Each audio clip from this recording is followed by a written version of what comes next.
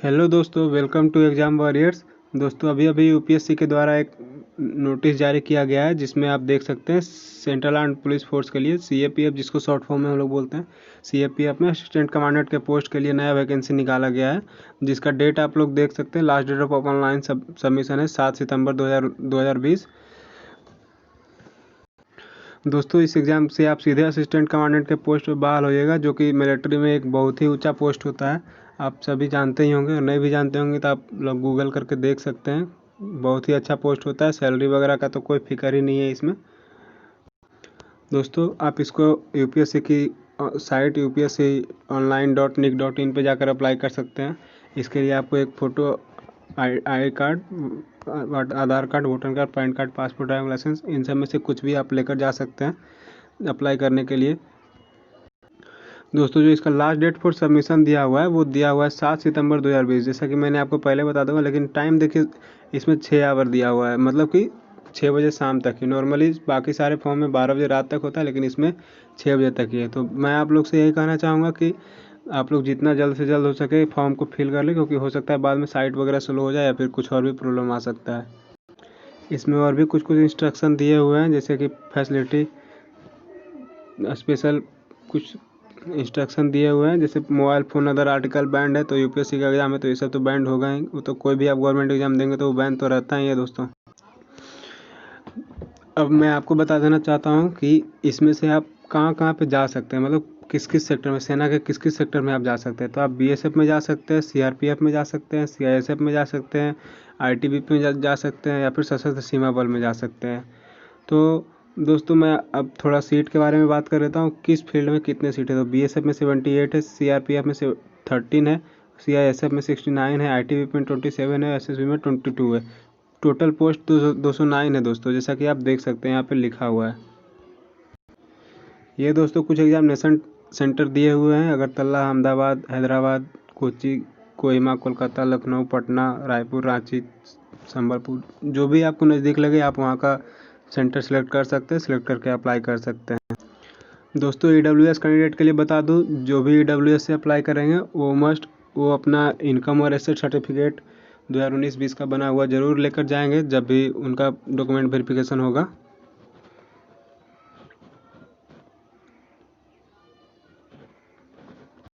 दोस्तों अब eligibility condition देख लेते हैं थोड़ा। तो नेशनलिटी तो इंडियन होना ही चाहिए। Sex male female both apply कर सकते हैं, उसमें कोई लिमिट नहीं है। एज लिमिट दोस्तों 20 ईयर से कम और 25 ईयर से ज़्यादा नहीं होना चाहिए।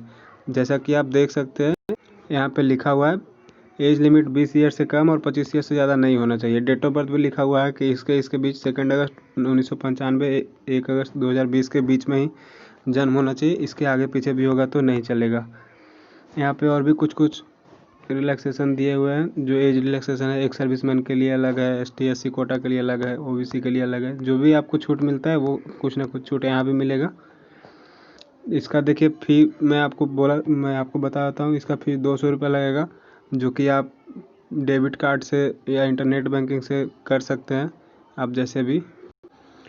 फ्रेंड्स आप लोग इसको यूपीएससी की जो साइट है upsconline.nic.in पे जाकर अप्लाई कर सकते हैं, या फिर अगर आप चाहें तो सरकारी रिजल्ट पे भी जाके वहाँ से भी आप अप्लाई कर सकते हैं। आपको जहाँ इच्छा करे आप वहाँ जाकर अप्लाई कर सकते हैं। बस अप्लाई करते समय इस बातों का ध्यान रखेंगे कि कोई भी गलती ना हो, क्योंकि यूपीएससी है, थोड़ा सा भी मिस्टेक होगा तो ये आपका फॉर्म रिजेक्ट कर देगा। इसलिए थोड़ा संभल कर अप्लाई करिएगा। Last date for submission of online मैं बता चुका हूँ पहले ही, 7 सितंबर 2020 है, जो 6 बजे शाम तक है। इसलिए आप लोग जितना जल्दी से जल्दी हो सके इसको अप्लाई कर दीजिए। दोस्तों मैं इसका अब सिलेक्शन प्रोसीजर की बात कर लेता हूँ, या सिलेबस ऑफ एग्ज़ाम की बात कर लेता हूँ। तो दोस्तों रिटेन एग्ज़ाम होगा पहले, जो कि 20 दिसंबर 2020 को होगा। डेट देखिए दोस्तों अभी फिक्स कर दिया गया, इसलिए अभी से आप तैयारी में लग जाइए। 10 AM से 12 नून तक पहला पेपर होगा। एक ही दिन में 2 पेपर होता है, और दूसरा 2 से 5 होगा। पेपर 1 जो होगा वो जनरल एबिलिटी एंड इंटेलिजेंस का होगा, वो 250 मार्क्स का होगा। और पेपर 2 जो general studies SC and comprehension का होगा, वो 200 मार्क्स का होगा।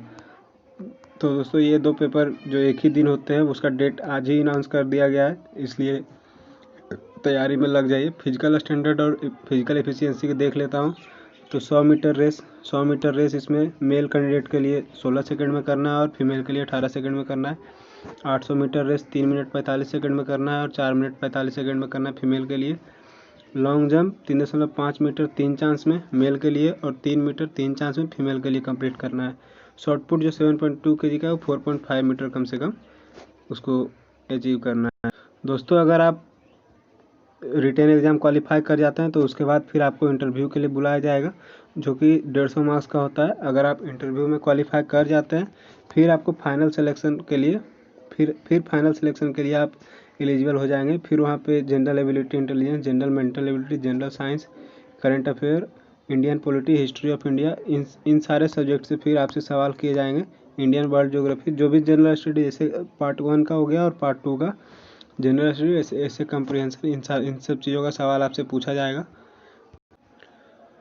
दोस्तों बाकी आप नोटिफिकेशन डाउनलोड करके पढ़ सकते हैं थोड़ा बहुत। यहाँ पे बहुत सारा और भी कुछ इंस्ट्रक्शन दिया हुआ है। यूपीएससी तो इंस्ट्रक्शन तो ढेर सारा दिया हुआ है, आप देख सकते हैं। ये कलर करने का दिया हुआ है, आप कैसे कलर करिएगा, जो भी है सब्जेक्ट कोड ये सारा वगैरह। तो इस तरह से थोड़ा कलर करते समय, OMR शीट पे एग्ज़ाम होता है तो OMR शीट पे थोड़ा कलर करते समय थोड़ा ध्यान रखिएगा बस। बाकी फिर फॉर्म अप्लाई करिए। थोड़ा सा देख लेते हैं फिजिकल स्टैंडर्ड। तो हाइट मेन के लिए 165 होना चाहिए मिनिमम और वुमेन के लिए 157 होना चाहिए।